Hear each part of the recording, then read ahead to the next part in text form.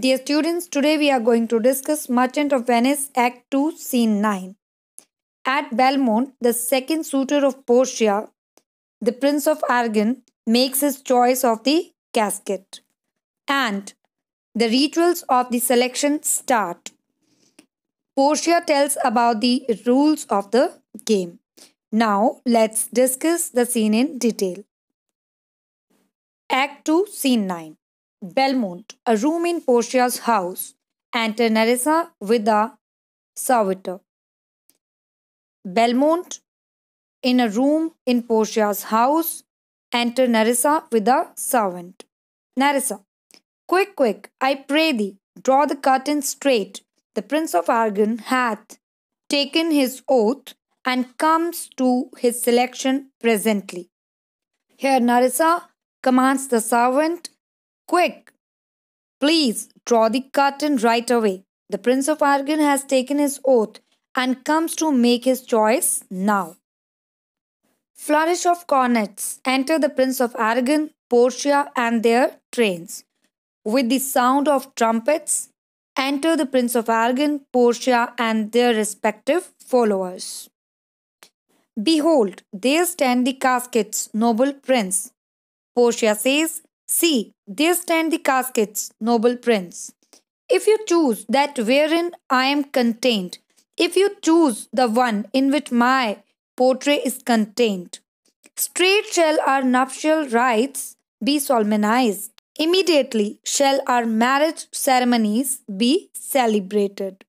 But if you fail, without more speech, my lord, you must be gone from hence immediately. But if you fail to choose the right casket, my lord, then without further discussion, without speaking a single word, you must leave. You must depart from this place immediately. Aragon, I am enjoined by oath to observe three things. Aragon says, I am bound by my oaths, by my promises to do three things. First, never to unfold to anyone which casket that was I chose. First thing, I have never to reveal, I have never to tell to anyone which casket I chose. Next, if I fail of the right casket, never in my life to woo a maid in way of marriage. Second, if I fail to choose the right casket, I must never, during the rest of my life, propose marriage to any other girl. Lastly, if I do fail in fortune of my choice, immediately to leave you and be gone. Lastly, if I fail to make the right choice, I must immediately leave you and go away from Belmont without any further discussion. Portia. To these injunctions means conditions.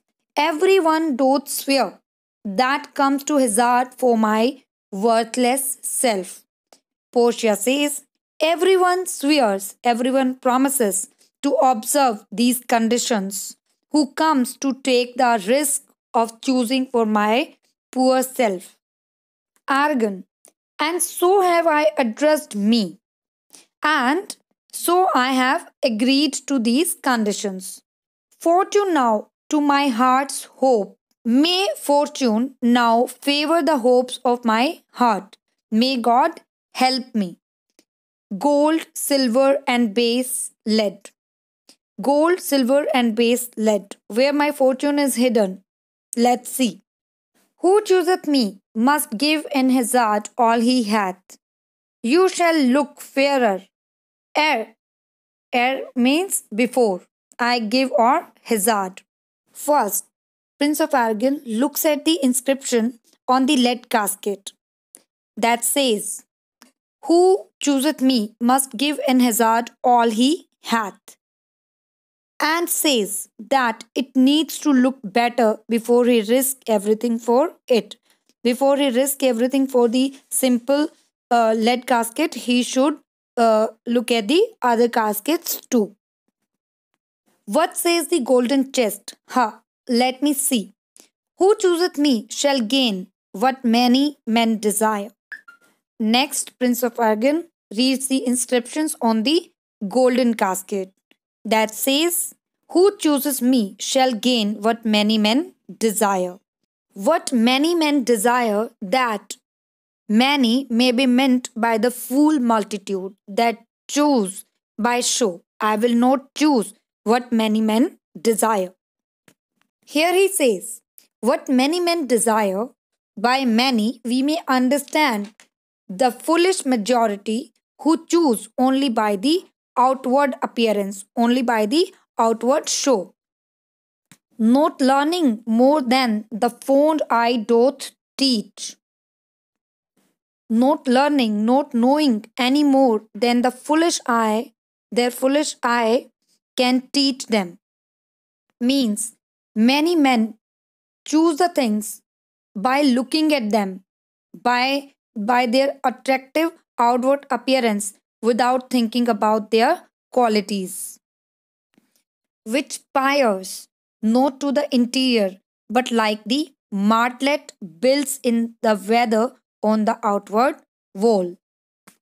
Here he says, these people, these foolish people are like the bird swallow. Martlet means a bird named swallow. It keeps its nest outside, exposed to the weather, even in the force and roar of casualty.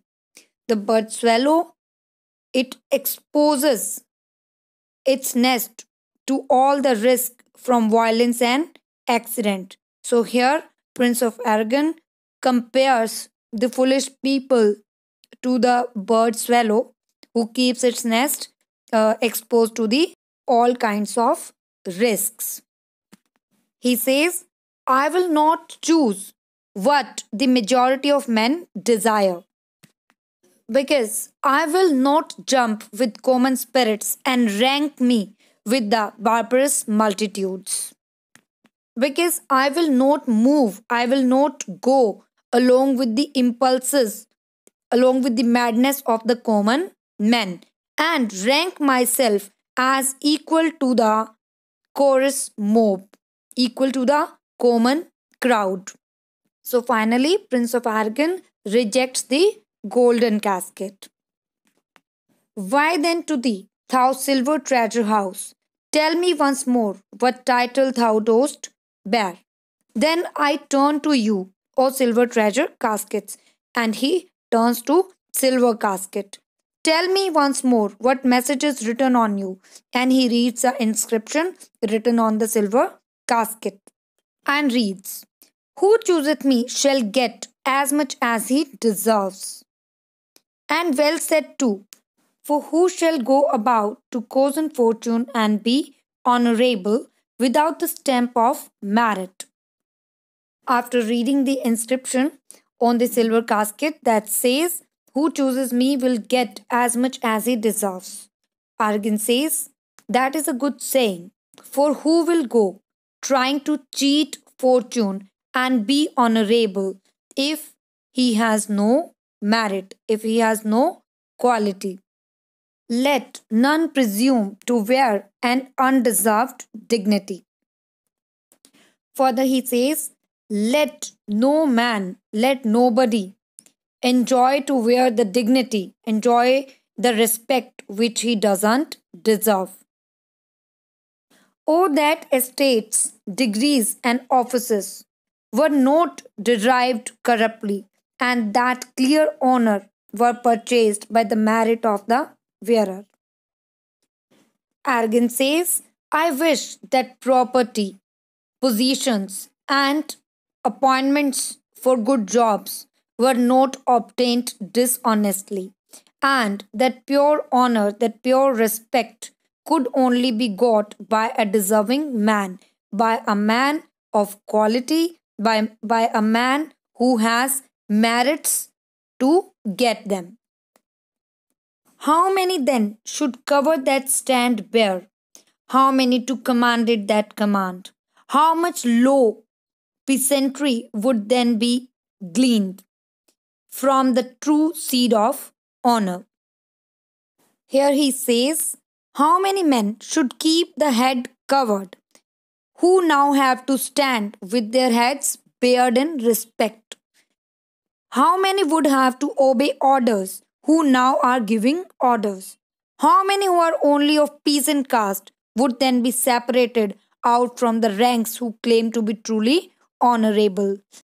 Here he is giving, Prince of Aragon is giving the references, examples of the people who are undeserving but they are on the high posts.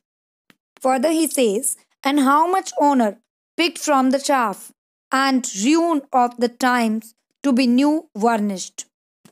Further, he says, how much honor picked from the garbage. Chaff here means garbage or useless thing, and ruin of the times to be newly painted.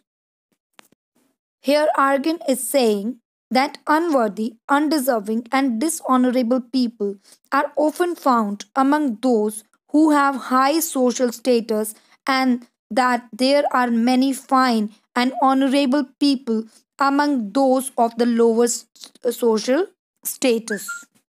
Further, he says, many have achieved ranks, titles, and official positions in a dishonorable way, in a dishonest way. According to him, it is not always necessary that people who belong to high ranks are always deserving, and the people who belong to the low ranks or the poor families, they are not deserving. Well, but to my choice, who chooseth me shall get as much as he deserves.